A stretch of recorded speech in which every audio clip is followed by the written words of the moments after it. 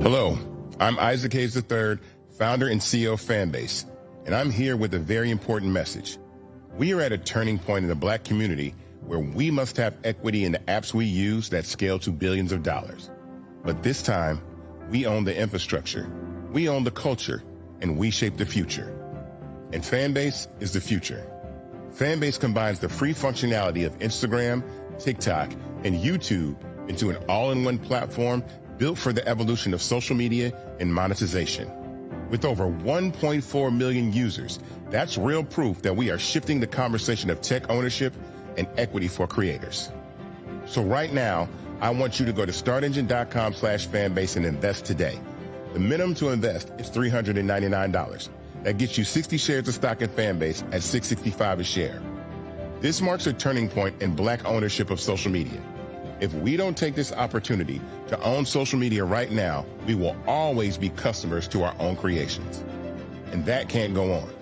So once again, go to startengine.com/fanbase and invest today. We must own the platforms where our voices live, our stories matter, and where our culture drives the world. Thank you.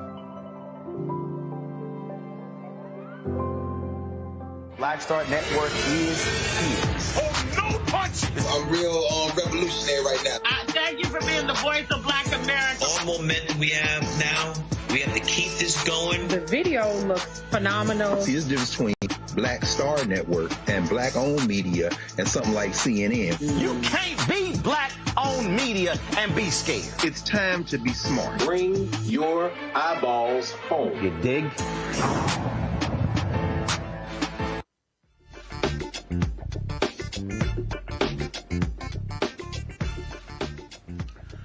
Hey folks, today is Friday, November 14th, 2025, coming up on Roland Martin Unfiltered, streaming live on the Black Star Network. Today is my 57th birthday. It's a jam-packed show.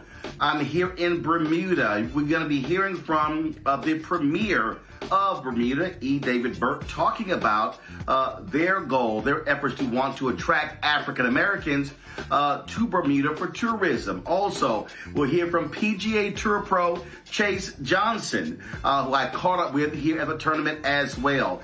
Folks, lots more to talk about. Megyn Kelly, what the hell is she talking about when it comes to people having sex with girls under 18, saying that's different than a 5-year-old child?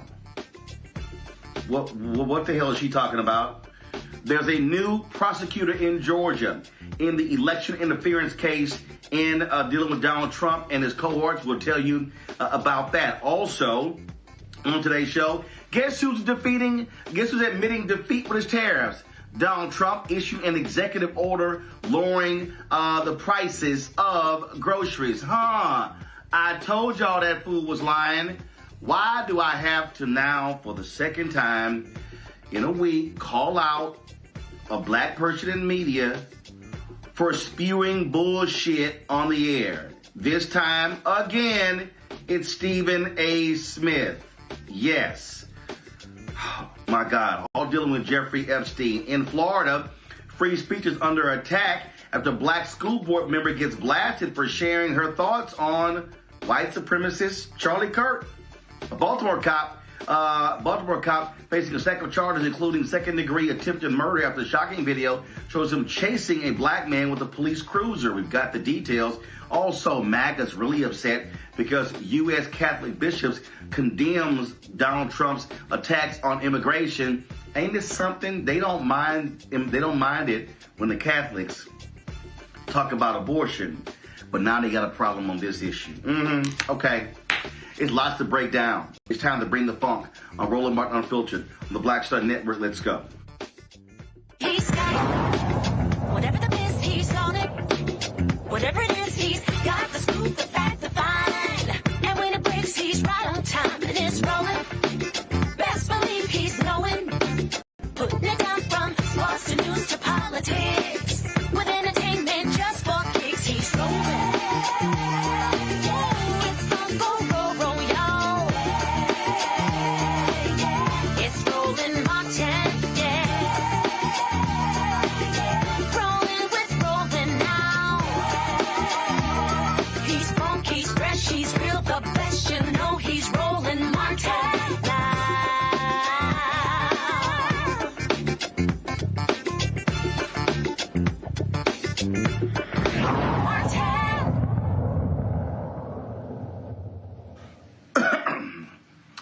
After Fulton County State's Attorney, District Attorney Fannie Willis was removed from the case in Georgia, the election interference case, Republicans dragged their feet over naming a prosecutor. The deadline was approaching. Well, guess what? There's now someone who's going to be doing this. That's right. The leader of the Prosecuting Attorneys Council of Georgia, Peter Skandalakis, is going to be taking over the case. His organization was unable to find another prosecutor, and he chose to lead the prosecution due to his familiarity with some of the immense deep case of files. And remember, Fannie Willis filed against Donald Trump, indicted Donald Trump and 18 others in August of 2023 using Georgia's anti-racketeering laws, saying they were involved in a scheme to overturn the results in the state. Now, we also know what happened with the whole deal with the boyfriend. Trump countered it with the court. It was all kind of drama all the way to the Georgia Supreme Court. But it's now, that whole mess is now dealt with. Now they have a prosecutor. Now this case is going to move forward. And now, hopefully, we can see some justice prevail against this thug, this twice-impeached, criminally convicted con man in chief, Donald Trump. My panel, Matt Manning, civil rights attorney out of Corpus Christi, Waikuni Siant, CEO and co-founder of Politicking, DC, Michael Imhotep, host, African History Network show. And I'm sure Matt is just enjoying me rocking this 12th man jersey of the number 3 ranked team in the country. And it's not his little school in Austin. All right, let's get to it. Thank goodness this is going to move forward. Michael, a lot of folk were scared. Actually, I'm sorry, Matt, my bad. Sorry, Matt. A lot of folks were scared that these folks in Georgia were going to allow the deadline to expire and let Trump get off. Now we have a prosecutor, and now he can be held into account. Just your thoughts on this decision. Well, I think this decision really is about as ugly as that jersey you have on, Roland, because I think it's much ado about nothing. Reading the article, I was really dismayed because the reason he appointed himself is because he couldn't get anybody else to take the case. I suspect what's going to happen is that he's going to find a way to tank this case and say that he looked at it and he's, relying on the immunity decision or some other reason, and is going to say that this is an unsupportable case. I don't want to be a pessimist, but I don't really think there's anything looming positively down the road in terms of this case being prosecuted, because he's basically got backed into having to prosecute this case. And I think that is not going to bear well for the prosecution of the case, particularly because it was already one that was kind of a sprawling, difficult case in terms of the application and the nuance. This is not the normal application of a RICO case. So I think what's going to happen is they're going to find a way to dump the case, and they're going to say that Fani Willis, messed it up from the beginning, and they're going to try to scapegoat her, and nothing's going to happen to Donald Trump. Now, what we do have is that Fulton County Superior Court Judge Scott McAfee has dropped 3 charges out of the dozens in the case. Today, I'm reading this story here from CBS Atlanta. On Friday, McAfee ordered that counts 14, 15, and 27, conspiracy and criminal attempt to file false documents and filing false documents, respectively, should be dismissed. Trump had been charged with 2 of the counts, 15 and 27. McAfee had signaled in September 2024 that he wanted to remove the charges, arguing that they lie beyond the state's jurisdiction. He was not able to officially drop the charges until the case was remanded to him, which did not happen until Fulton County DA Fani Willis' disqualification was finalized in the Georgia courts. The judge had previously quashed 6 counts in the indictment, including 3 against Mr. Trump in March 2024. Even with the counts removed, 32 remain, including an overarching racketeering charge brought against the remaining 15 defendants. Winconi?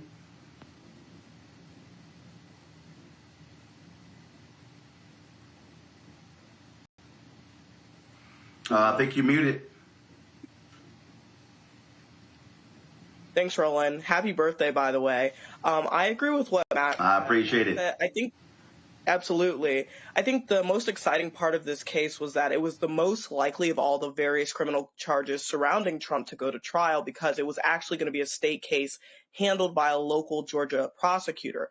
But we see in this case of get somebody else to do it, with him actually stepping up to do it, it doesn't seem very likely that it's going to actually be prosecuted and going to trial. And if we look at the federal cases, we see that they're often, pardoned. So with the immunity standing there and the fact that he's taken on this case begrudgingly, I don't think that's likely to actually go to trial. Michael?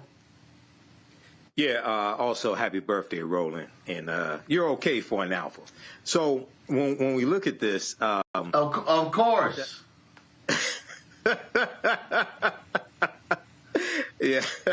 When we look at this, I don't expect... First of all, we know that Supreme Court ruled that Donald Trump has basically broad immunity.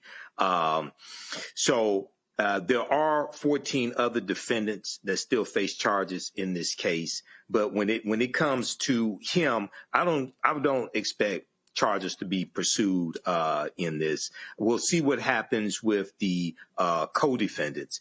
We'll see how this plays out. But with this being Georgia as well, and with this playing out the way it did, Fani Willis being removed, and them not being able to find anybody else to prosecute this case, I don't have high hopes for this. But we'll see what happens. But I'm not expecting real prosecutions to come for this. We do know that I think it was 4 of the defendants had already pled guilty. 4 of the 19 defendants, including 3 attorneys directly involved in Trump's bid, they did accept plea deals. But I'm not expecting much to come from this. All right. Well, we have that. All right. We surely appreciate it. Let's do this here. Got to go to a break. We come back. Lots to talk about. Trump admitting defeat with this stupid tariffs, how it is destroying the economy. And now, guess what?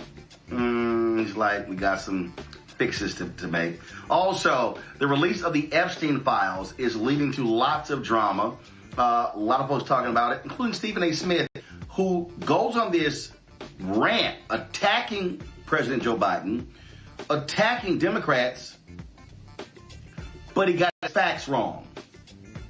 Again. You're watching Roland Martin Unfiltered on the Black Star Network. If in this country right now, you have people get up in the morning and the only thing they can think about is how many people they can hurt, and they got the power, that's a time for mourning. For better or worse, what makes America special, it's that legal system that's supposed to protect minorities from the tyranny of the majority. We are at a point of a moral emergency. We must raise a voice of outrage. We must raise a voice of compassion. And we must raise a voice of unity. We are not in a crisis of party versus party. We are in a crisis of civilization, a human rights crisis, and a crisis of democracy itself. And guess what? You've been chosen to make sure that those that would destroy, those that would hate, don't have the final say, and they don't ultimately win. This is Eric Dickerson, and you're watching Roland Martin Unfiltered.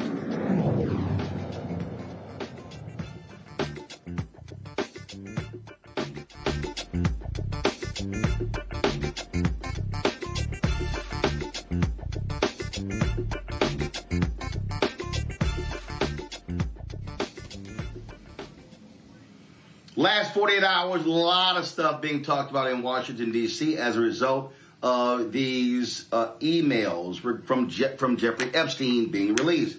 Donald Trump is losing his mind. He's cussing everybody out. He's mad, upset. Now he's talking about unleashing the Department of Justice against Bill Clinton and every single Democrat. He is absolutely losing his mind.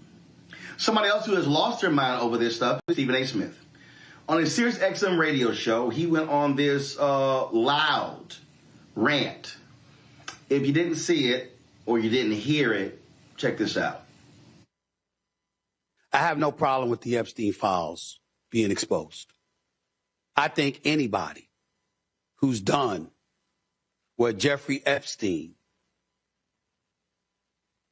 did should be thrown under the damn jail. They should spend the rest of their natural-born life in prison if he was alive to do it.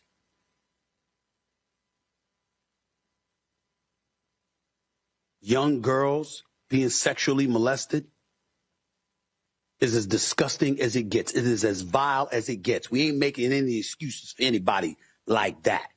What a despicable, despicable human being. There's a special place in hell for people like that. But that's not what anybody can definitively associate the president with. He knew Epstein, so did Bill Clinton. So did a plethora of other famous people inside and outside the world of politics. Incriminating emails, well, what specifically and how significant was it? And when we sit up there as Democrats and we're applauding on the House floor, now that Alita Grijalva was there talking about she'll be the final vote to sit up there and open the Epstein files, and everybody's applauding for the Democratic Party. Ladies and gentlemen, keep in mind that the Epstein files were in existence and free to have been opened during the Biden administration. You were there for 4 years. How come you didn't open it as a Democratic Party then? What am I missing? I'm not saying I know. It's a legitimate question. Maybe I don't remember the answer. Maybe my extraordinary producers should be able to help me during the commercial break. But from my understanding, the same files that were open or being open now with the 220 pages of documents or whatever it is, with various emails, that could have been done when Biden was in office. Well, why didn't you do it? If it's so important now. What were the Democrats doing at that particular moment in time? See, this is the kind of stuff that smells.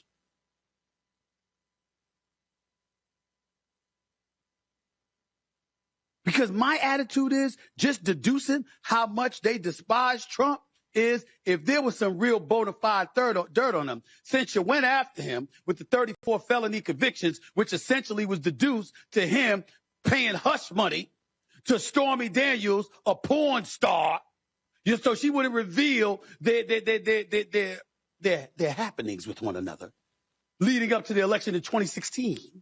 Okay? If you had something like that you were willing. Okay. Stephen A. says, maybe I'm missing something. You are.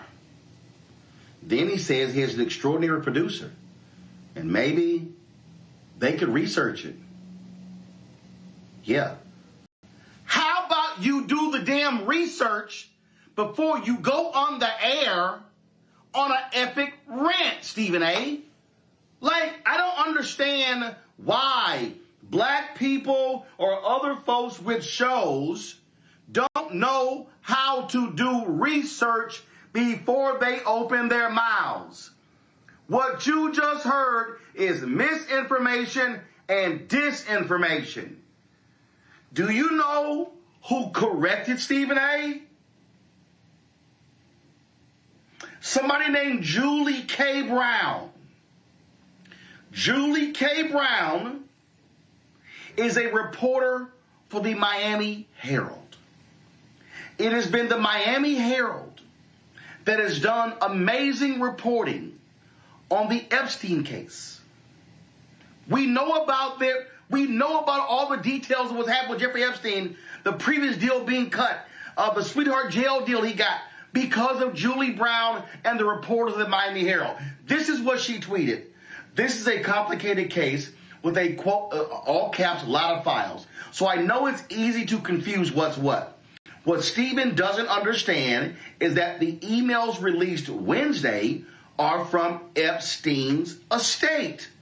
They were obtained from Epstein's lawyers pursuant to a subpoena that was issued by the House Oversight Committee, lawmakers. These documents are separate from the criminal case files held by the DOJ and the FBI that Trump and Bondi, the Attorney General, promised to release after the election. As for why Biden and the Democrats didn't release the criminal case files, Maxwell, Ghislaine Maxwell, the associate of Jeffrey Epstein, Maxwell's criminal case was still open during the Biden administration. She wasn't convicted until late 2021, and then she appealed her conviction. Generally, it's not a good idea to open your evidence files when a criminal case is ongoing. We also don't know whether the FBI was still investigating other possible suspects who helped Epstein or participated in his crimes. If you are still targeting suspects, you don't want them to know you are zeroing in on them.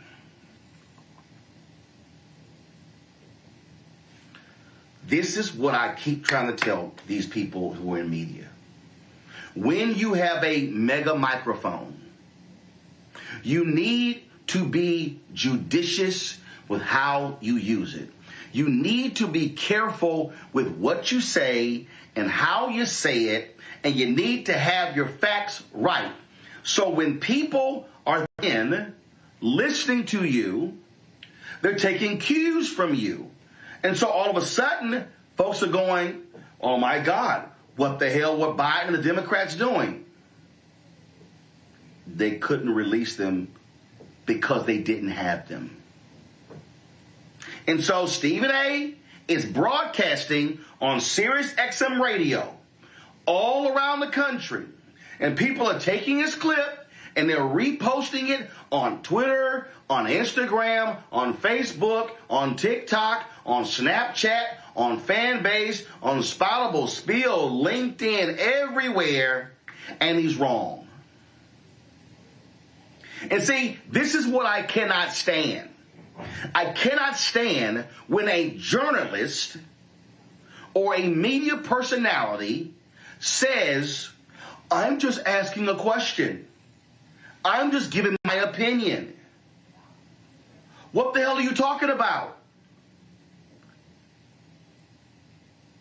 I get asking questions. So here's how it worked. Stephen A., you and your producing team, you book experts like a Julie Brown. And in fact, it would be smart for y'all to book her on Monday or Tuesday or Wednesday or Thursday or Friday. What you do is you ask the experts the question. You say, Julie, you're a reporter with the Miami Herald. You've been covering this story for years. Can you explain to me why these files were released now and not when Biden was president? That's how you ask a question. But Stephen A. didn't ask a question. Stephen A. asked a question and then gave his answer to the question, but before doing so, admitting he didn't actually know the answer. Do y'all know how dangerous that is? That's the equivalent. That's the equivalent of going off on a player for not suiting up. And then you find out later, oh, he was injured. Did you check and call before you attacked the player for being injured? This is what I'm talking about, Michael, and I'm sick of this. I'm sick of people not dealing in facts, not checking first before they go off and say things that then get repeated. And as we know, the lie travels faster than the truth. This is just idiotic to literally say, I don't know. I could have my smart producer check, but let me just rip the folks anyway. Yeah, Roland, it is unprofessional, it's irresponsible, and it's dangerous. And I'm somebody who's been in media 15 years. I've done over probably close to 2,000 episodes of the African History Network show. I do all the research for it. I book guests, book experts in the areas that we're talking about. And I said before on this show, if Shut Up and Dribble were a person, it would be Stephen A. Smith. I think the A stands for asinine. He has absolutely no clue what he's talking about. And he just gets up here and just spews his nonsense. But if he just Googled, have the Democrats requested the Epstein files, you see the piece from PolitiFact from Debbie Wasserman Schultz, U.S. House of Representatives page, and it goes through and breaks down this timeline, and it talks about how Democratic lawmakers began to seek records about Epstein after the Miami Herald's late 2018 investigation into the case. And it goes through and breaks this down. It talks about different people, whether it's U.S. Representative Elijah Cummings, Senator Tim Kaine. It talks about Democratic efforts and also calling for an investigation into the plea deal that Alex Acosta did for Jeffrey Epstein. Okay. And lastly, it's important to also note that she was prosecuted by the Biden administration, Ghislaine Maxwell, 2021, Biden administration prosecution, and sentenced in June 2022. That's on the Justice Department's website right now. Now, that's just me doing a Google search. I don't have nobody working for me. So Stephen A. Smith is full of shit.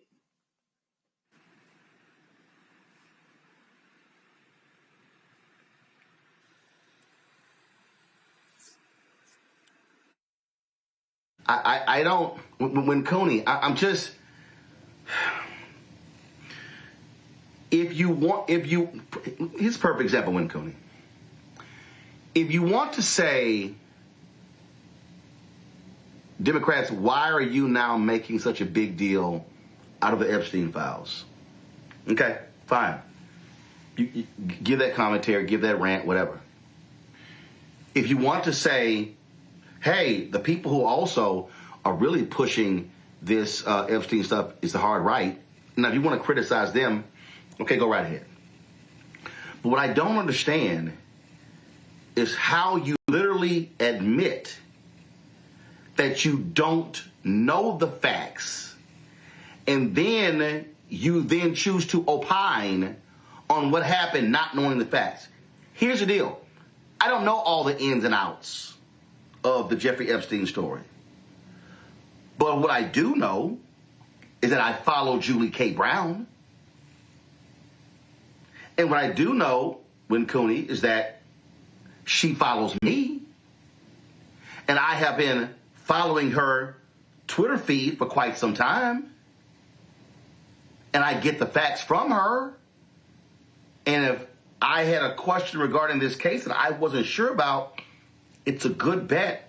The first thing I'm going to do is go to her feed, because she truly is the expert on this, because she's been covering from day one. Well, that would be too intelligent for Stephen A. Smith to do, Roland. I want Black people to stop getting their political news from Stephen A. Smith. I hope that people didn't forget that 2 weeks ago, he was wrong about Jasmine Crockett, and he's wrong again. His track record has proven. So, control room, I've lost. Can you hear me, Roland?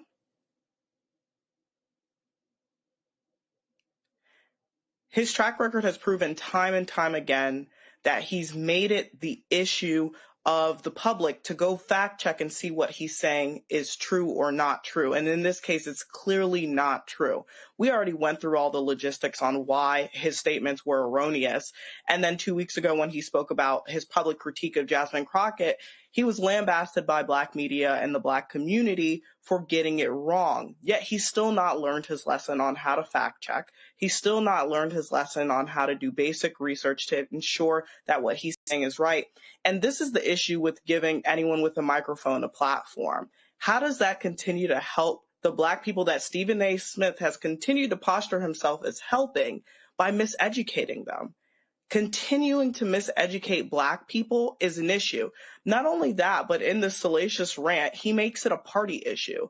I think anybody on this platform can agree that this is not a party issue. It's not about Democrats and Republicans.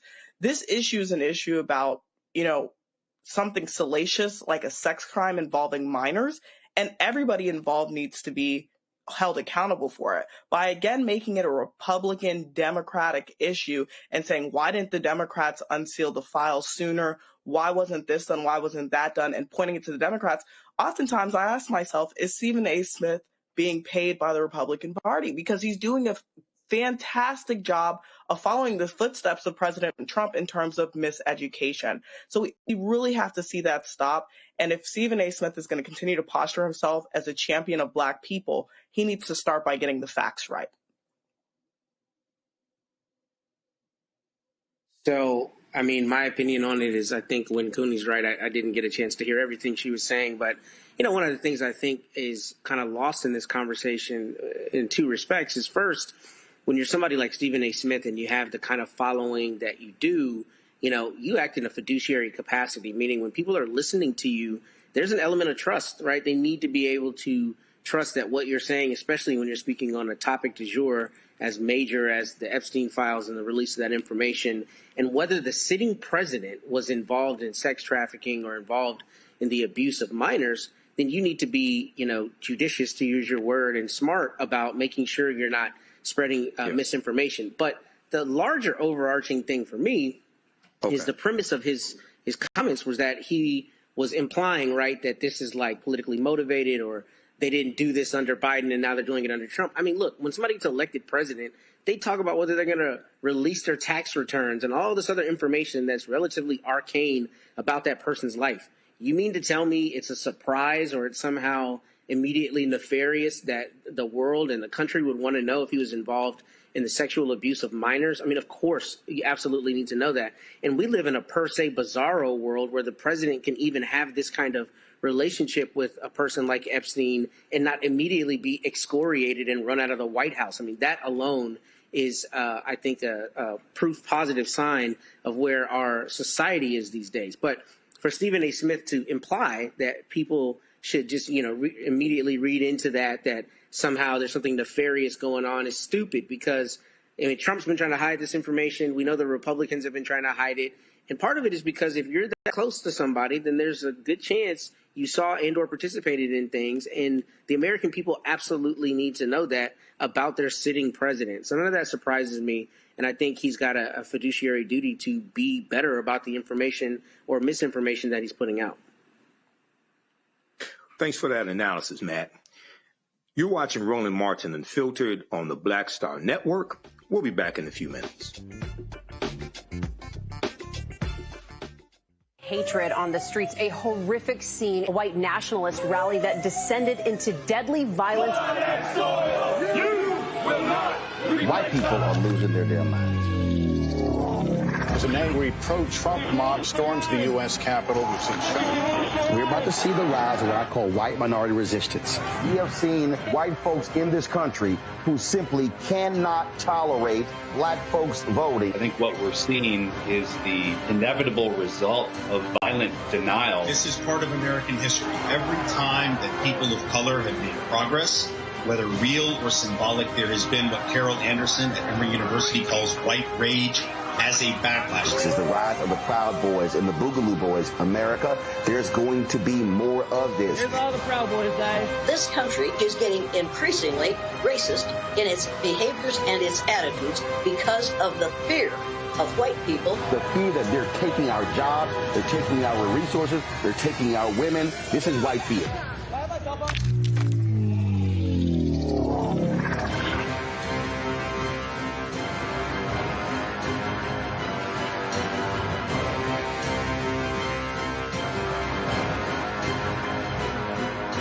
Said the quiet part out loud.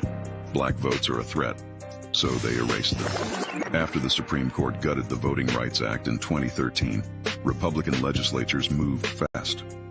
New voter ID laws, polling place shutdowns, purges of black voters from the rolls. Trump's Justice Department didn't stop it, they joined in. In 2018, his DOJ backed Ohio's voter purge system, a scheme that disproportionately erased black voters. Their goal, erase black votes and political power. Yeah, that happened.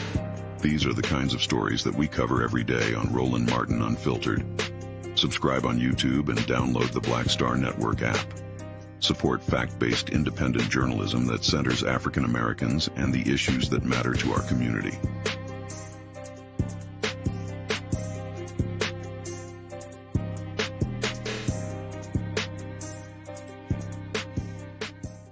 Next on the Black Table with me, Greg Carr. The United States is the most dangerous place for a woman to give birth among all industrialized nations on the planet. Think about that for a second. That's not all. Black women are 3 times more likely to die in this country during childbirth than white women. These healthcare systems are inherently racist. There are a lot of white supremacist ideas and mythologies around black women's bodies, even black people, that we experience painless, right? Activist, organizer, and fearless freedom fighter Monifa Akinwole Bandele from Moms Rising joins us and tells us this shocking phenomenon, like so much else, is rooted in unadulterated racism. And that's just one of her fights. Monifa Bandele on the next Black Table here on the Black Star Network. If in this country right now, you have people get up in the morning and the only thing they can think about is how many people they can hurt, and they got the power, that's a time for mourning. For better or worse, what makes America special, it's that legal system that's supposed to protect minorities from the tyranny of the majority. We are at a point of a moral emergency. We must raise a voice of outrage. We must raise a voice of compassion. And we must raise a voice of unity. We are not in a crisis of party versus party. We are in a crisis of civilization, a human rights crisis, and a crisis of democracy itself. And guess what? You've been chosen to make sure that those that would destroy, those that would hate, don't have the final say, and they don't ultimately win. Hey, I'm Malcolm Lee, and you're watching Roland Martin Unfiltered.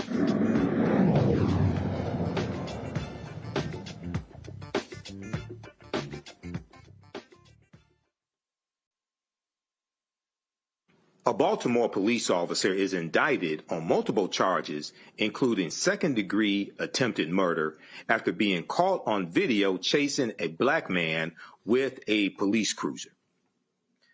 Officer Robert A. Parks is also charged with first and second-degree assault, reckless driving, and misconduct in office. The charges stem from an October 28th incident where Parks is captured on video by social media user Slick Brown trying to run over a civilian. According to the indictment, Parks tried to disperse a gathering of people on a sidewalk. He attempted to get a man to go towards him, but the unidentified man refused. Parks threatened to call the dogs on the man. The man began walking away from Parks. Parks then radioed that he had, quote, one running adult male in the alley, end quote. This is what happened next. All right, yeah, what's your reason to stop me?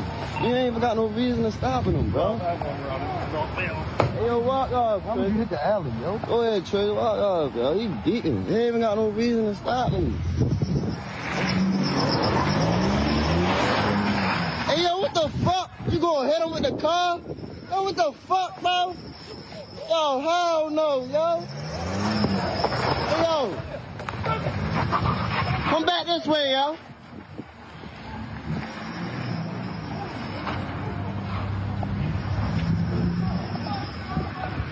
Yo, beating, bro.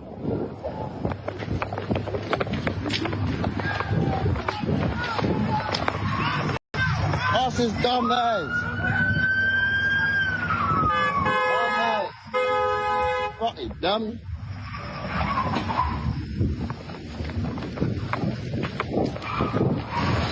Dumb ass, you dumb as shit. You dumb as shit. You crashing and all that. You really crashing out, bro. Go ahead, dumbass. Really crashing out, bro. You press his car and all that, bro. You really trying to hit my man, bro. What the fuck? You really trying to hit, bro, with the car and all that. Oh, hell no. Here's Baltimore City State's Attorney Ivan Bates explaining the decision to indict Parks. The charges brought forward in this indictment reflect the seriousness and dangerous nature of the actions we all witnessed in the viral video of Officer Parks driving his vehicle directly at a civilian while on duty. These are the exact charges we would bring forward for anyone operating a vehicle in that manner, whether you're police or whether you're civilian. When a police officer threatens the safety of those who are sworn to protect, it erodes the crucial trust between the community and law enforcement that is critical to the historic reductions in violent crime in our city and essential to keeping Baltimore safe. Parks has been with the Baltimore Police Department since 2020 and turned himself into the authorities on Wednesday morning. If convicted, Parks faces a maximum sentence of 65 years in prison. You're watching Roland Martin Unfiltered on the Black Star Network. We'll be back in a few minutes. This week on The Other Side of Change. Book bans, anti-intellectualism, and Trump's continued war on wisdom. This is a coordinated backlash to progress. At the end of the day, conservatives realized that they couldn't win a debate on facts. They started using our language against us, right? Remember when we were all woke and the woke movement and all that kind of stuff? Now everything is anti-woke, right? When we were talking about including diversity, equity, inclusion, higher education, now it's anti-DEI. All this are efforts to suppress the truth because truth empowers people. You're watching The Other Side of Change only on the Black Star Network. Hey, I'm Mark Morial, President and CEO of the National Urban League, and I'm watching Roland Martin Unfiltered.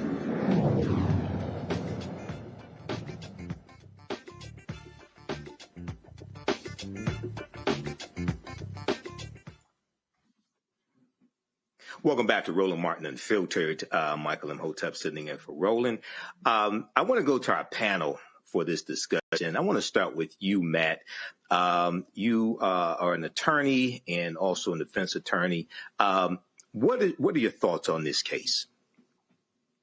So I saw this case on social media, I guess, a week or two ago, and I was just baffled because, this is first great citizen, recording. I mean, obviously we see videos all the time now, but this was good that this brother recorded it the way that he did. And when I saw this video, I was baffled that a police officer would not only do this kind of thing. I mean, of course, there are times that they're assaultive. We talk about it all the time on this show. But this brazenly, broad daylight, after clearly having some kind of tense interaction with these brothers, and then you go and try to hit them. I mean, honestly, when I looked at this, this is one of the few times I think that the attempted murder charge might actually stick. I think what will happen, I think we've talked about it on the show, but when you're prosecuting a case, I don't know how it is in Maryland, but in Texas, a prosecutor always gets what's called a lesser included offense. So that means if they're prosecuting you for murder and they want the jury to be instructed on another charge like deadly conduct or manslaughter, depending on how the law works in that state, the prosecutor automatically gets it.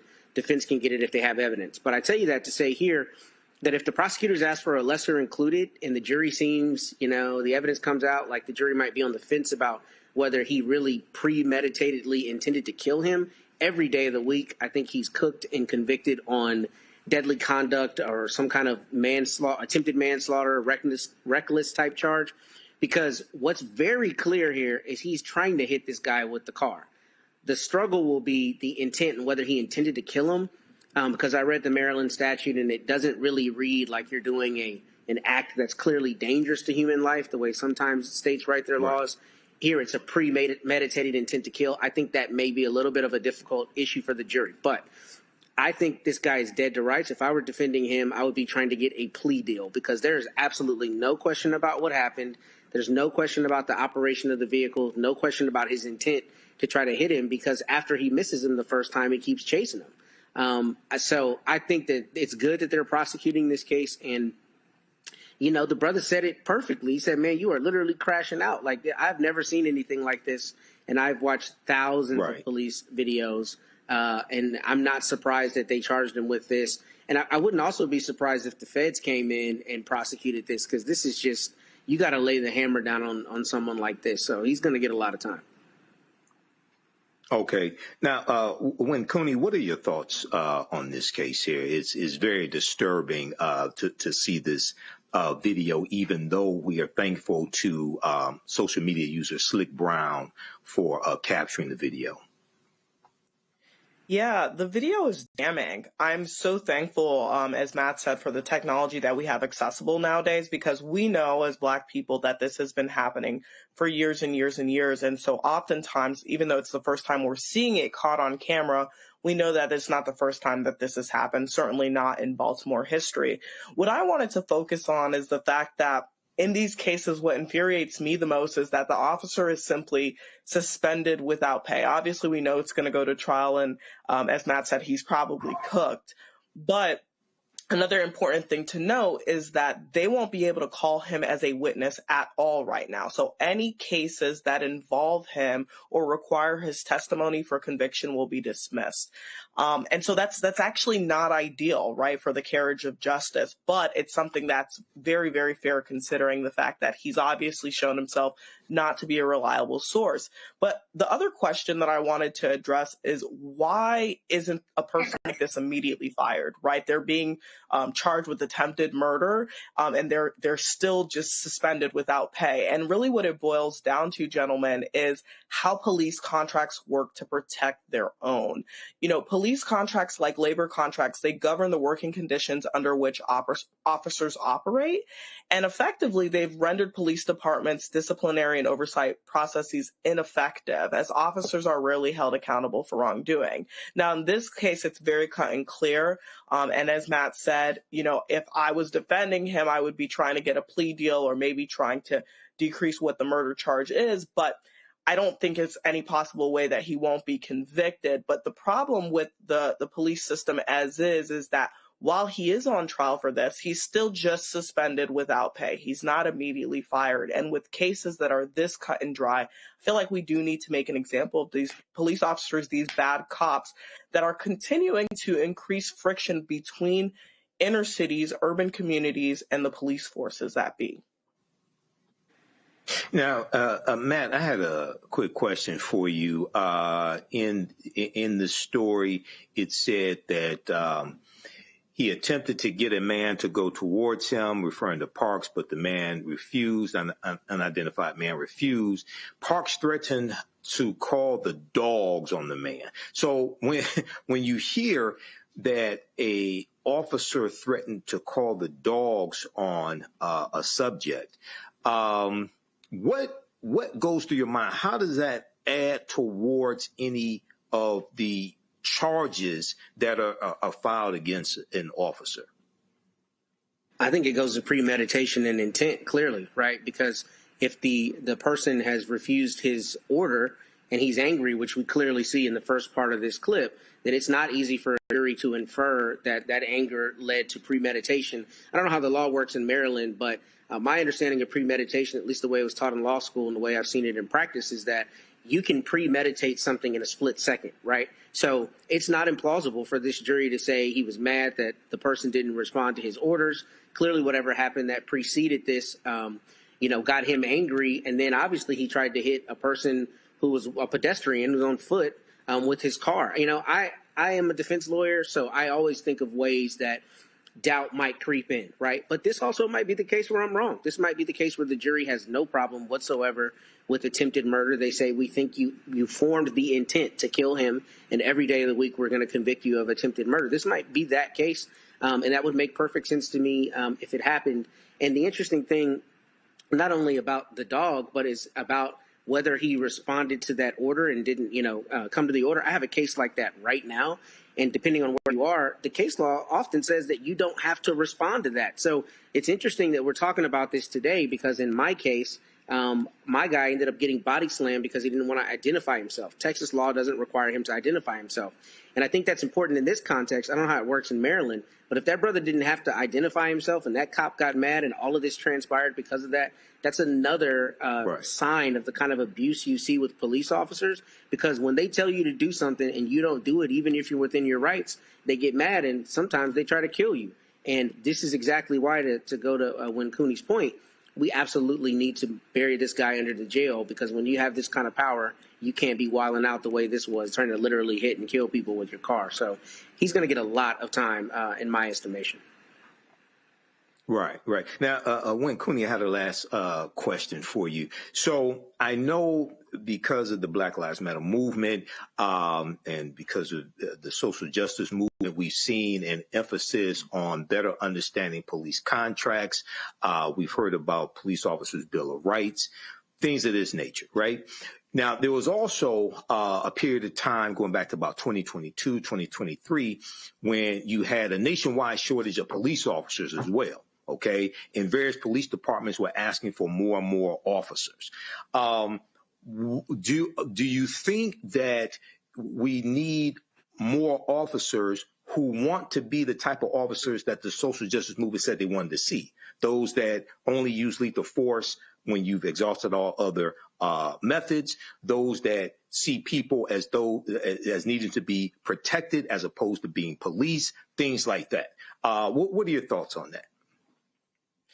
Yeah, I think that's a fantastic point, Michael. We do need more police officers that are good cops, so to speak. But I think this really goes pragmatically back to the defund the police movement. This is why a lot of people believe that we need to defund the police, right? When you see examples of over excessive usage of force, like you saw in the video. And to piggyback off of what Matt's point is, I wanted to take a different perspective. When I hear someone say they're going to call the dogs, I think of 1963, Birmingham, Alabama, right? I think of civil rights sit-ins when dogs were called in to rip Black people apart. I think of 2014, Ferguson, when dogs again were used to forcibly disperse civil rights protesters.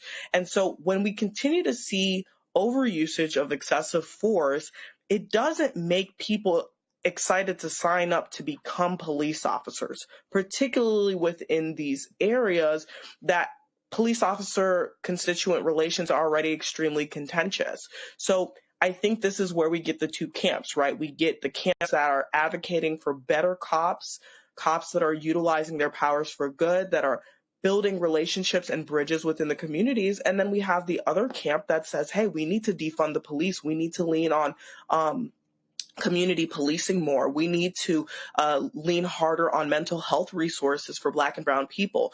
The fact of the matter is this gentleman only had a misdemeanor warrant. I don't want to say only. Yes, he had an outstanding warrant, but it was for a misdemeanor. No person, whether it was a misdemeanor or a felony, deserves to get ran down on. And I do literally mean ran down on the way that this gentleman was, and was at fear for losing their life. And not only him, I also think about what the perspective and psyche of the person who was recording this was. This is an extremely traumatic situation, and I would have been fearing for the retaliation of the cop as well once he noticed that I was recording, right? So this not only affects the person that was being, apprehended, but also the community at large. And this is how Baltimore PD is treating our community, right? This is what they're going to take away from. And that makes them not want to, send their kids out into the streets for after school programs. That makes them not want to allow, their students to go down the street and play or go to the ice cream truck. It has so many implications on these communities. And I'm really, really saddened that this is the way things are going and continue to go in 2025. Right. Okay. Thank you. Roland Martin Unfiltered will be right back after this break. You're watching the Black Star Network. This week on A Balanced Life with Dr. Jackie, are you looking for clarity on your believer's journey? Are you finding it difficult to really find your lane and stay in your place? Do you think that you have what it takes to build a sense of community even in these difficult times, knowing that God has got your back? Well, this week on A Balanced Life with Dr. Jackie, we're talking about just those things. I have the courage to walk through this tough season because they're going to come. You need the friends that have a belief system like yours. A believer's journey this week on A Balanced Life with Dr. Jackie on Black Star Network.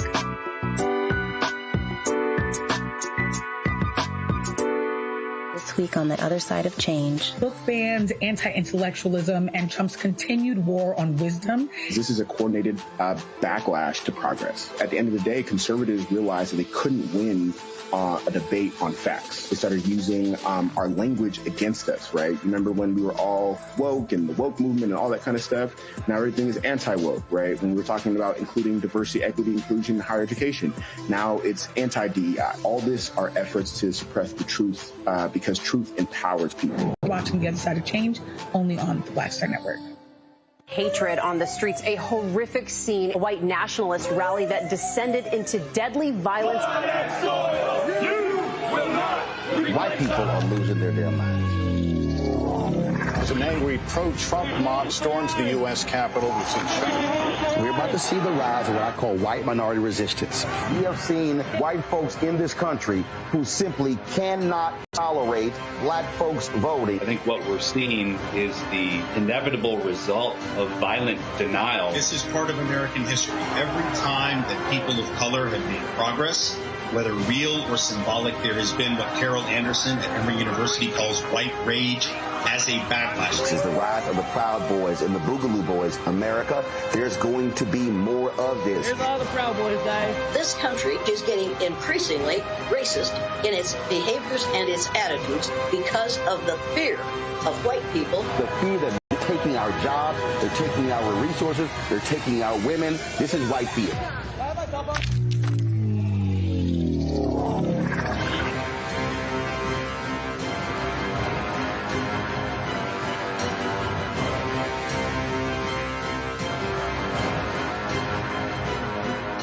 Said the quiet part out loud.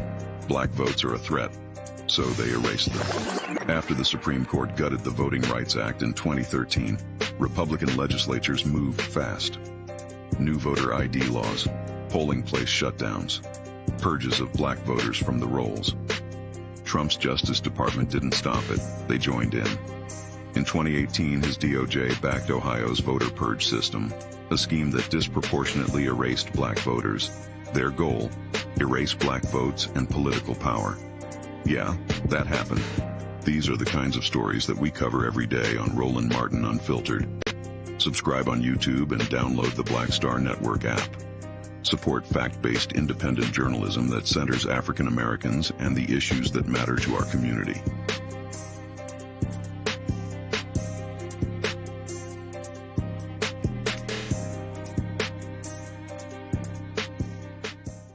This week on The Other Side of Change. Book bans, anti-intellectualism, and Trump's continued war on wisdom. This is a coordinated backlash to progress. At the end of the day, conservatives realized that they couldn't win a debate on facts. They started using our language against us, right? Remember when we were all woke and the woke movement and all that kind of stuff? Now everything is anti-woke, right? When we were talking about including diversity, equity, inclusion, higher education, now it's anti-DEI. All this are efforts to suppress the truth because truth empowers people. You're watching The Other Side of Change, only on the Black Star Network. Hey, I'm Mark Morial, President and CEO of the National Urban League, and I'm watching Roland Martin Unfiltered.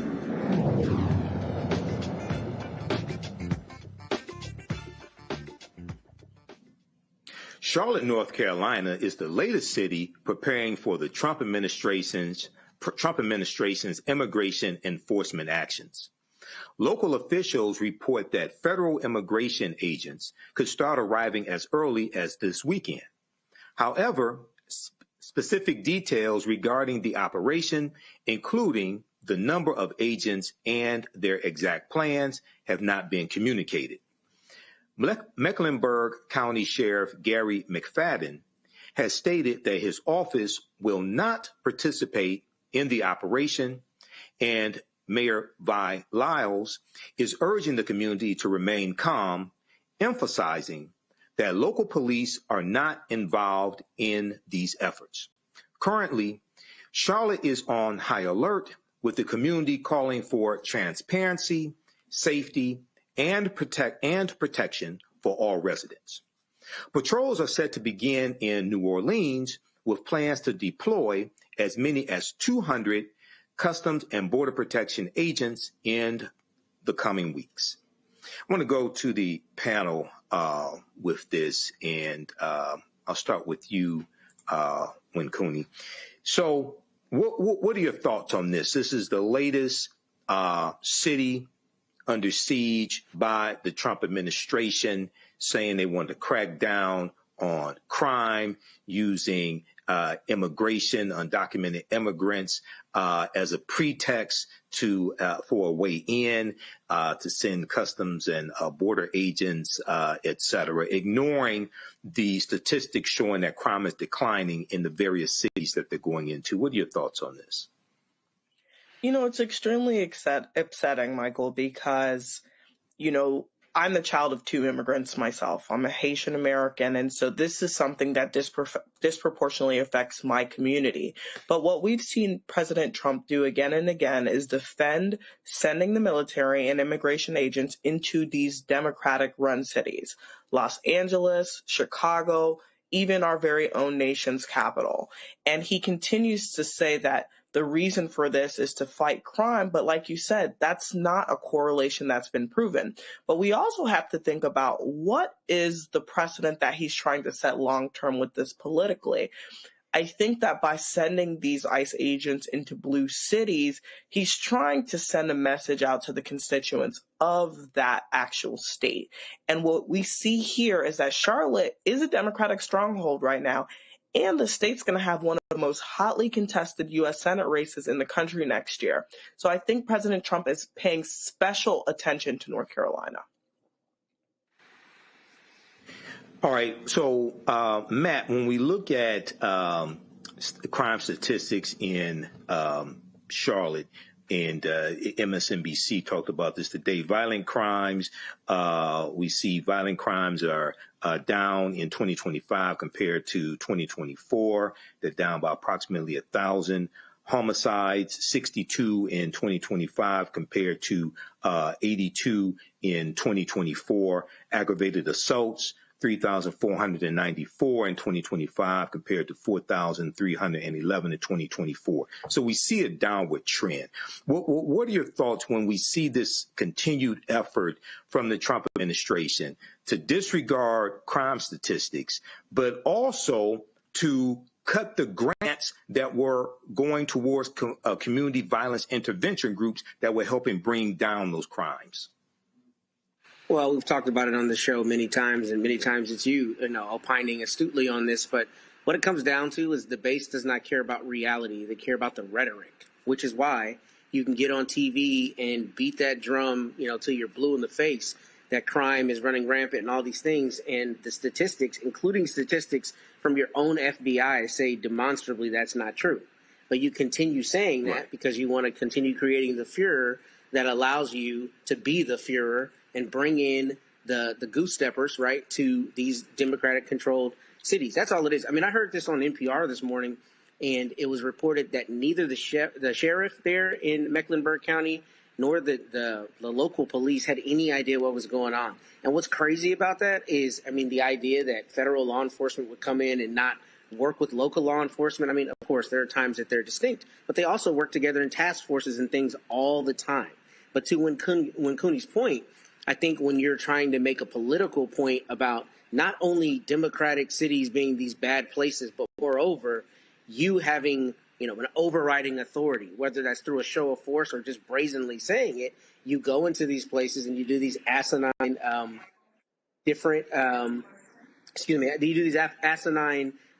procedures, right, just to show a show of force. So this to me is stupid, and it's dumb that local law enforcement didn't know anything about it. And I think part of it is them licking their wounds because the judges ruled against them in Chicago and other places. But it's pointless, and it's purely to make a political point, I think, particularly where the actual evidence shows that it's not necessary. Okay, thank you, Matt. A free speech battle is brewing in Florida between the state's Board of Education and the Alachua County School Board, all because of a Facebook post. It started after School Board Vice Chair Tina Certain had some things to say about conservative Charlie Kirk in September regarding his memorial. This is the post that set off a political firestorm. Tina Certain called Kirk a, quote, 31-year-old uneducated white boy, end quote. Now, state officials are calling her comments offensive and questioning whether she should stay in leadership. The drama unfolded as all 7 state board members grilled her in a tense meeting, questioning whether she could fairly represent all students. Check this out. I'd just like the opportunity to respond just because I know a memo that I issued in the immediate aftermath of an assassination that took place on a school campus. Whether it's Bernie Sanders or Charlie Kirk, I've said it from the beginning, that same memo would have been sent. Educators are over young, impressionable minds, and when they are making comments celebrating a school shooting, it is unacceptable. You criticize that memo. So do you encourage such acts to be expressed by teachers? I think you do, and that's why your leadership continues to be a failure. You continue to not understand the point that this state board is trying to communicate to you. You are an example for these children. You are an elected member of a school board setting policy that impacts their daily lives. And so you want to criticize me all day, you have that First Amendment right. But the reality is what I did was make sure that teachers across the state understood that this rhetoric that is impacting the wife of our lieutenant governor, where people are receiving death threats as a result of that rhetoric, needs to be toned down. Why, teachers? Because they're over children, young, impressionable minds. And that is my job as the Commissioner of Education to make sure that we reminded them of what the example was that they were, something you still struggle with. And today, these posts that you're seeing are not just about Charlie Kirk. There is a repeated pattern, as our member just identified, Layla Collins. You talk about Charlie Kirk as an uneducated white boy. You bring race into this. You talk about this post as it relates to Asian stores, where it says, in 1999, I went to the Beauty Max on Main Street, my then 4-year-old daughter. They followed us around the store. It goes on to say, as a result of that experience, to this day, I've never been back. I avoid all Asian-owned stores. How do you think those comments make that community feel?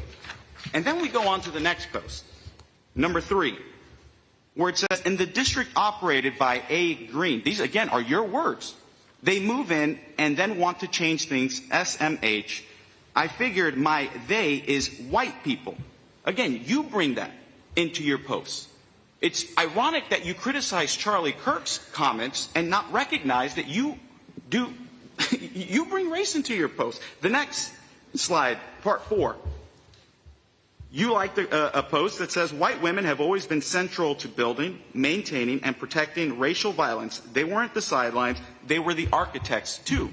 Again, what the board's point is having you recognize and appreciate the significance and the responsibility you hold as a member of a school board that makes decisions that impact children. And what is the example that you are setting for children? This is not the kind of behavior we want to see in our school system. We want to see civil discourse, respectful dialogue. I agree with you. I am a fundamental believer in the First Amendment. But what we are not going to allow happen in this school system in Florida is students be misled by adults into engaging in violent political rhetoric or calling people out because of the way God created them. We want everybody to be treated equally. Tina Certain stands her ground, insisting her posts are constitutionally protected speech made on her own time, not related to her official duties. This drama is unfolding while Florida is embroiled in a much larger free speech battle. Teachers and school officials across the state have faced discipline, backlash, and even lawsuits over social media posts reacting to Charlie Kirk's death. I'm going to go back to the panel with this. Matt, I'm going to start with you if you don't mind. So this, y'all know how I feel about this racist Charlie Kirk. Okay, so I'm going to go to you in just a minute. And Charlie Kirk has a history of anti-black statements that he said that are documented. Okay, what are your thoughts on this nonsense coming out of former Confederate state Florida? Man, I think it's a crock of bull. I think it's BS, and I think there are a couple things here that are particularly, big to me. The first is this sister is duly elected. So we're not talking about a teacher in a public school being excoriated by the state board. We're talking about a public servant who was voted into the office that she holds. Now, before I go on, Florida has weird laws about who the governor can take out of office and stuff. I'm not used to seeing some of the way their government works. So I don't know if they have any real, control over her being in or out of her seat. But presuming they don't, I mean, to sit there and condescend to her as though the board can actually do anything about it is probably more about that cat, or whatever his name was, Kostassos, I think it was a Greek last name, about him getting a soundbite, right, and getting to look like he's this crusader for decorum. And there's not any real end game besides using her as a whipping post. Now, in candor, I will say when you're elected, you do have to consider that what you say is obviously going to be scrutinized, and surely Ms. Certain knows that. But good for her standing on her ground. I mean, I do think that it is probably not in the best, form to say things that could be racially incendiary, like in talking about the Asian businesses. I know there will be people who will disagree with me. That seems to be a little bit of an own goal, if I'm honest. But with respect to Charlie Kirk in particular, Charlie Kirk's rhetoric was vitriolic, and vitriolic about black people in particular, and all of these people who have made him a martyr are completely intellectually dishonest when they call anybody out saying anything about him. I mean, literally, Charlie Kirk was talking about people having to die in order to protect the right for guns. So it is not, intellectually dishonest to say that he died talking about something he was espousing. I mean, that's literally true based on what he said. So I think this is intellectually dishonest. I think if you are truly a free speech proponent, you can't be beating her up or mad at her for what she's saying. And then the whole thing about, all these children and all that stuff. What about the kids who are hearing what Charlie Kirk says? when they go to the classroom with a black kid and they treat that kid like he or she is less than they are because they heard it at home and dad was watching Charlie Kirk on YouTube, right? He's not worried about that. And that's because it's about rhetoric and it's ideology, and it's not really about protecting the kids. It's about, beating the drum that you think needs to be beaten. That's all this is. I think it's nonsense. And it is protected speech.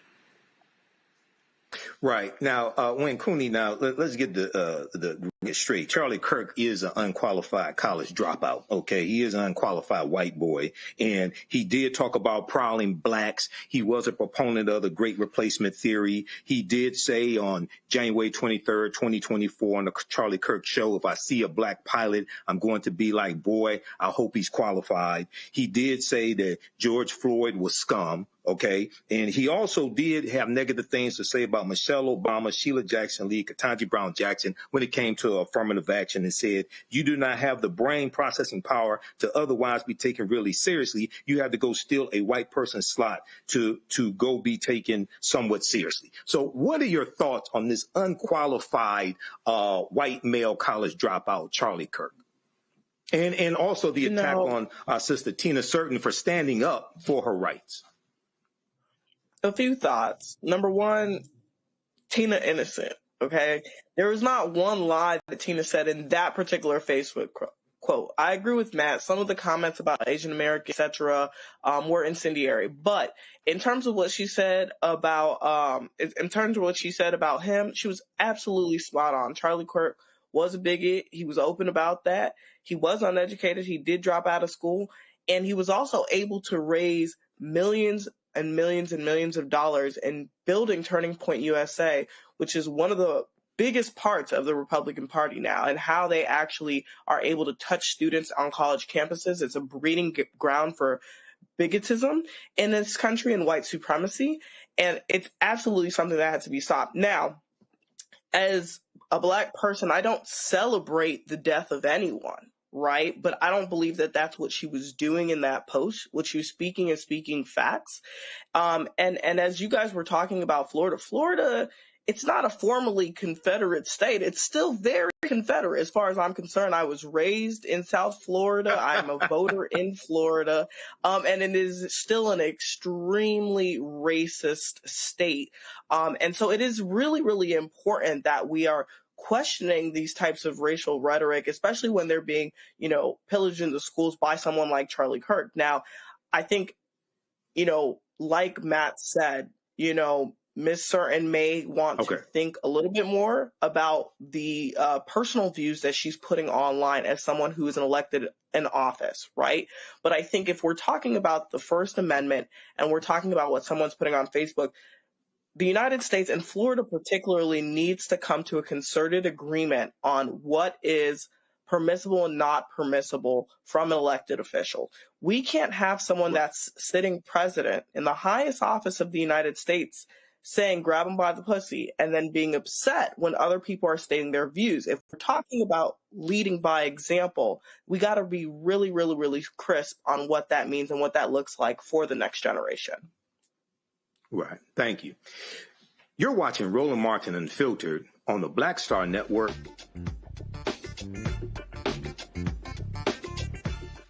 Next on the Black Table with me, Greg Carr. The United States is the most dangerous place for a woman to give birth among all industrialized nations on the planet. Think about that for a second. That's not all. Black women are 3 times more likely to die in this country during childbirth than white women. These healthcare systems are inherently racist. There are a lot of white supremacist ideas and mythologies around black women's bodies, even black people, that we experience painless, right? Activist, organizer, and fearless freedom fighter Monifa Akinwole Bandele from Moms Rising joins us and tells us this shocking phenomenon, like so much else, is rooted in unadulterated racism. And that's just one of her fights. Monifa Bandele on the next Black Table here on the Black Star Network. This week on the other side of change. Book bans, anti-intellectualism, and Trump's continued war on wisdom. This is a coordinated backlash to progress. At the end of the day, conservatives realized that they couldn't win a debate on facts. They started using our language against us, right? Remember when we were all woke and the woke movement and all that kind of stuff? Now everything is anti-woke, right? When we were talking about including diversity, equity, inclusion, higher education, now it's anti-DEI. All this are efforts to suppress the truth because truth empowers people. You're watching The Other Side of Change, only on the Black Star Network. This week on A Balanced Life with Dr. Jackie, are you looking for clarity on your believer's journey? Are you finding it difficult to really find your lane and stay in your place? Do you think that you have what it takes to build a sense of community even in these difficult times, knowing that God has got your back? Well, this week on A Balanced Life with Dr. Jackie, we're talking about just those things. I have the courage to walk through this tough season because they're going to come. You need the friends that have a belief system like yours. A believer's journey this week on A Balanced Life with Dr. Jackie on Black Star Network.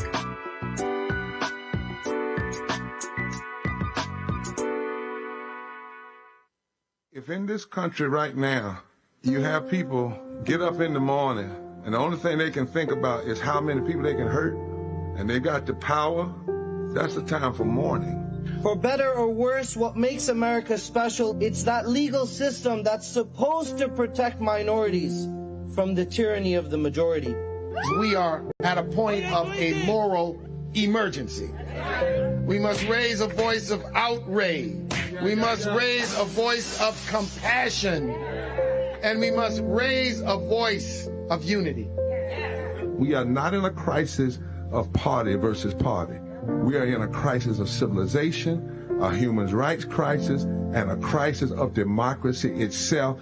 And guess what? You've been chosen to make sure that those that would destroy, those that would hate, don't have the final say, and they don't ultimately win. Violent white supremacy is, quote, the most persistent and lethal threat in the homeland. The greatest terrorist threat to the homeland is the homegrown violence stream, including hate crime committed on behalf of some kind of white supremacist ideology. They are coming after everything in Black America. MAGA and Donald Trump are specifically targeting Black America. They are going after the money. Attack Black Lives Matter. Attack critical race theory. Attack woke, DEI. MAGA wants to defund Black America. This is a perfect example of their desire to completely degrade and de-emphasize Black people.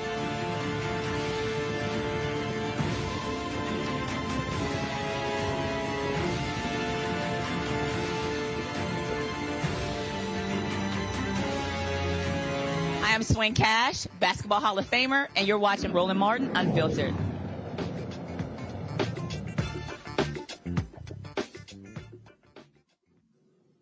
Hey guys, if you notice, Roland is having technical difficulties broadcasting from Bermuda. I want to thank our panelists today, Matt Manning and Win Cooney. Have a great weekend. Roland interviewed PGA golfer Chase Johnson at the Butterfield Bermuda Championship. Here's that interview. All right, folks, here at the Butterfield Bermuda Championship, Chase Johnson, I just watched him on 18. You finished strong. I did. I had a good finish, birdie finish. Wind got me a little bit early in the round, as it's going to hit everyone. So this wind has been insane. So I played Tuesday when it was at 55 miles an hour. Oh, okay. So this is like a cakewalk for you. Oh, this dude, I was kind of like, Tuesday was crazy, but yeah. And this morning was pretty rough too. So. Yeah, it was pretty gusty this morning. So hopefully we can just carry that momentum into tomorrow. A lot of folks who, like, I've been playing golf 38 years, and so a lot of guys, they always sit here, they see somebody who can play well at a club or whatever. I tell them, you have no idea what it's like, I say, between a person who's good there and on tour. Right. Yeah. I mean, a lot of subtle differences, but those subtle differences are the ones that make the biggest difference. So I had to get up and down a lot today. I mean, the score could have been a lot worse than it was, and I had some probably like 6 or 7 really nice up and downs, which you have to do on this course and in this win. So you're never out of the hole. There are a lot of we were chatting earlier, talk about all the different places you play. You talk about APGA, and it's a lot more opportunities being created for African American golfers, and then a lot of people who are also offering support for cats who want to go to the next level. Yeah, absolutely. I mean, the APGA is the prime example for that, and all the other junior programs that are associated with the APGA, like Underrated is with Steph Curry's tour. He's been doing a lot of good work. Cameron Champ's dad is heavily involved in a junior program that is frequently out at APGA tour events and stuff. So it's really good to see the opportunities grow. And then it's just up to fellas like me and anyone else who gets the chances to play in events like this to represent as well as we can. So again, those last 2 holes are good representation, so we just got to do more of them. Absolutely. All right, then. Well, it's good to meet you. I appreciate it. And if folks want to follow you on Instagram, where'd they go? Chase Johnson 96. Okay. Nice and easy. All right, then. Well, I'll send a couple of folks your way. Awesome. I appreciate it. All right, thanks so much. Thank you. All right, see you around. Take care. All right, be well. Roland also interviewed the Honorable E. David Burt, the Premier of Bermuda. Here's that interview. We're here at the Butterfield Bermuda Championship, and so he's actually the reason I'm here. So here's the deal. So my wife comes to me 3 weeks ago and said that she and her Link sisters, they were going to Nashville, Uncle Nearest Farm, or some other tours. She's like, well, we're going at the same time as your birthday. And you probably, I'm like, go. I said, I have no interest on going any of those tours. So then I was sitting here, and I've gotten 3 different golf trips and different tournaments. I was like, PR, Mexico, Costa Rica. And I went, wait a minute. Premier Bermuda told me that with tournament, it's the same time as my birthday. So that's when I sent a text to your former chief of staff. Yes. I had your phone number wrong. And then so she hit me back. And so the Tourism Authority hit me up. And so we're here. I've been doing my show from here as well. It's been great. Absolutely fantastic. And my understanding, y'all signed a 3-year deal for this to continue. Oh, well, that would be news to me, Brother Martin. But yeah, that's what I read. That's what I read. What I would say is that it's a pleasure to have you here on the island. Certainly these matters are dealt with by the Minister of Tourism, but it's good to know I'm not a golf fan, but I know that you are. Not only is he a golf fan, if you are not aware, he also happens to support Texas A&M. I'm a graduate, so is my brother and my sister. So three of us in the family. So we're number 3 in the country. We'll point out every Aggie on the golf course today. He will tell you them all. I got pictures with all 3 of them, absolutely. But first of all, look, you got a lot of people here. Yes. This also is important because you get visibility. Golf Channel's covering this here. Folks get to see Bermuda, tell the story. And so one of the things that I want to ask you about is really the focus of the Tourism Authority to attract folk to come here, because usually when people talk about, where I'm going to travel or whatever, they talk about Bahamas, they talk about Jamaica, and things like that. Just talk about what you're trying to create here in this country. Oh, thank you. Well, the reality is that Bermuda is not a mass tourism destination. So places like Bahamas, places like Jamaica and others, Dominican Republic, are mass tourist destinations. Lots of people, big resorts, all that. That is not where Bermuda is. Bermuda is different. We have smaller resorts, but the entire island is our resort. We're not a place where you have to go, you have to stay inside a resort, all the rest. You get to explore, you get to be a part of our wonderful culture and immerse yourself. And when it talks about, targeting specifically the black traveler, we are trying to make more of a focus on that as well. So whether or not those are direct air routes out of the United States or whether or not those are the cultural experiences that can be experienced here on an island, such as also my favorite, which is our annual emancipation celebration, which is called Cup Match, which actually started because black folks said they were not going to work to commemorate their slavery day. Wow. They said the day that we got emancipation, we're not going to work. So it was not an official holiday for a number of years until the government of the day finally gave in. And I promise you the government of the day did not look like you or I at that time. Finally gave in and declared a holiday. But black people said, we are not going to work. We are going to organize an event to commemorate the emancipation of slavery. And now is our biggest holiday of the year. So when is that? That is it is a very technical answer. Because I was talking to somebody yesterday and they said it is the last Thursday and Friday before the first Monday in August. And they said it's really 4 days. So the law says it is the last Thursday and Friday before the first Monday in August. It is basically the last weekend in July or the first weekend in August. Got it. But yeah, it's always around that time. But it's a cup match in Bermuda, the biggest celebration. We also have other celebrations. I'm told it is crazy. Oh, it is crazy. But we also have other celebrations because there's for the young and not so young.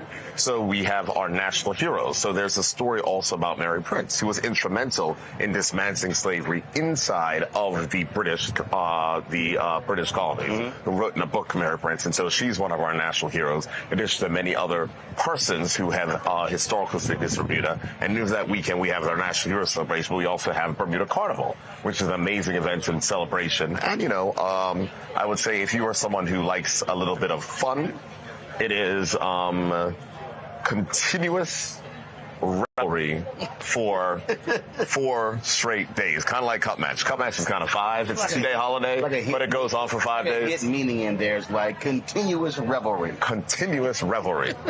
We revel at Carnival. So what's interesting is, yesterday, there was a young woman, she was in media, and we were talking, I said, I got a question for you. I said, Bermuda is not in the Caribbean. She says, but it's Caribbean. Correct. Explain that. We consider ourselves Caribbean. And is that because, according to her, she said 65% of the people from here can trace them their St. Kitts. St. Kitts, Turks and Caicos, Bahamas, all the islands. Because, it was part. I don't like to be a black person talking about slavery, but we have to recognize and acknowledge our history. And the fact of how we got over here is they took some boats from Africa. And so we became... So some got dropped off here. Correct. Some got dropped off in America. And then after slavery was abolished in the British colonies, there was still transfer of people and movements amongst the British colonies. So if there was labor, so for instance, in Turks and Caicos, the salt mines, and Bermuda's other things, and all dependent. So people would then come. If economy was more developed, Bermuda was always more fortunate to have a more developed economy, only because of its strategic position between the U.S. and Europe. So that is the reason why Bermuda and Hawaii were the 2 original tourism destinations. Because after World War II, we had airports, power, seaports, all the rest, and those then had to be converted into peacetime uses. And that is the reason why Hawaii became a major tourism destination, as did Bermuda be even a bigger tourism destination. So... because you're not, how far are we from New York City? You're not far from it depends. East Coast. Here's the reality. It will oftentimes take you longer to drive to JFK from Midtown than it will to take you to fly from JFK to Bermuda. Depending on the winds, 75 minutes. Wow. Depending on the winds. If the winds are going the wrong way, it might be 85 to 90. So it really is interesting to me that Bermuda is so close. But to your point, I don't hear a lot of folks talking about, hey, I'm going to vacation in Bermuda. Now here's the funny thing. Bermuda. You don't hear a lot of folks talking about it, but for instance, last year, throughout the entire high season, our hotels were full and people couldn't get rooms. So the reality is we're marketing to the persons. We are just not a mass tourism destination. But if you're looking for a unique destination, a place that is different, a place where you're not trapped inside of a resort, a place where you can explore, mix with the locals, have fun, have the beautiful scenery, go out, this is the place for you. Also, the connection between Bermuda and African Americans. So many folks traveling to the United States, being educated there as well, and forming those relationships. Absolutely. Yeah, a lot went to HBCUs as well. Many. But here's the other thing as well. Right now, what is also interesting in Bermuda is that we now have a growing and burgeoning African population as well. We celebrate African Day as well. Lots of persons from East Africa, West Africa as well. And Bermuda, from a business perspective, also hosts, because we are known for our work in insurance, we also host insurance products that protect African crops from natural disasters. So there's a number of things in which we're doing with the diaspora. Gotcha. Because while you were talking about being business, I spoke here, 2 speeches I gave here. And one was in 2009, I was like 11 or 12, and both were at business conferences. Yep. and we're talking about, again, the relationship with entities in the United States and here as well. What else would you would really want folks to know about this country that they may have no idea about? Well, the first thing is that Bermuda is unique. There's no question about it. Unique. When people look at Bermuda, we are a temperate climate, so it is, we have seasons. We don't have snow, we don't have anything. It's a bit cooler in the winter. They have wind. Yes. Wind. We have wind. Tuesday was 55 miles per hour playing golf. The Prime Minister hit me, he said. Hold a second, it was 55 miles an hour in New York, too. The same cold front that hit y'all came down and hit us. I wasn't playing golf there. Okay, I got you, see. Some people were. Plus, it was 41 there. And it was not 41 here. It was in the 70s here. It was 40s there. Everybody hit me. He said, you're insane. I said, I would rather be outside playing golf in 55-mile-an-hour wind than sitting inside looking out a window. Okay. So, but the next day, it was a perfect day. It was just a little bit of wind. It came from y'all, the United States. Oh, so you blaming it? Oh, it is, 100%. 100%. Okay. Came from y'all. But, so, we are close. We are not. So it is a quick flight. You might want to think about a weekend. You might want to think about something that you're just saying, you know what? I want to surprise my wife. I want to surprise my man. I want to do this. I want to do that. It is a simple trip, especially if you are in Boston, New York, Philly, D.C., and Miami, and Atlanta. You said, y'all looking to work with airlines to add more direct? Our largest hotel is reopening next year, so there'll be even more flights that are coming back online next year and the year after, because those things are driven by hotel capacity. So we just opened as a Regis Hotel, the Lauren Hotel has opened, the Cambridge Beaches has been renovated, and now our Fairmont Southampton will reopen as well next year. So when is what you call high season? The high season is during the summer. Okay. So the high season in Bermuda is considered between April and October, I would say. Got it. April and October. The best times to come to Bermuda, where you have the best mix of value and others, is September, because, it's after people go back to school. Right. So if you don't want to be around kids and all the rest, if you come in September, you can take your you take your vacation there. You don't have to worry about kids. And, of course, the hotels aren't as full, so the rates are better, and then you'll have availability on flights. So September is like the sweet spot, because it's still hot. It's still good. You can still have fun. You can still do the golf. You can still go out on the water. There's still events that are happening. Next year, I would ask people to, check it, go to Bermuda.com, because the Minister of Tourism has a mandate from me to have a full schedule of events from April up until October. And whatever it is that you want, whatever it is that is your type of thing, it will be happening during our summer season next year. April till October. Yes. And the best time to come in September. Is September, and the anniversary of Roland Martin Unfiltered and Black Star Network is September 4th. Got you. Okay. That's an idea. But that should not discount Cup Match, Carnival, or our annual holiday, Bermuda Day. And we also have this thing. You might be into sailing. I'm not so much into sailing. Nah, I'm not. I'm not so much into I'm going to get in trouble when people see this. But there is a sailing tournament here. Water's for the fish. The land's for... But hold on a second. I'm a land-based brother. Hold on a second. People go to F1 matches and never watch the cars or the things go around. Oh, but I drive fast. No, I was staying on land and watch them sail.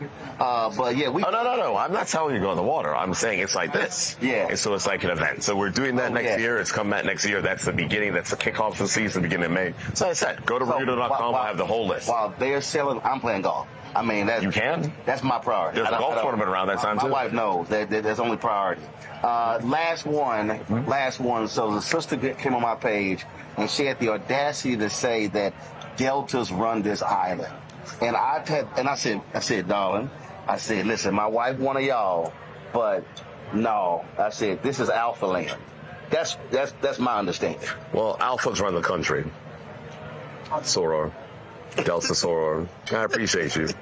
I just let her know. I just had to. First family. My apologies. Sorry. That's how we do it. Premier, I appreciate it. Brother Martin. Great to see you. It's a pleasure to have you back. I'm glad to be here. Hope you enjoyed your time. I enjoyed it, and look forward to next year, because this really has been a fabulous tournament, and it's been a ball. Thank you. All right. Appreciate it.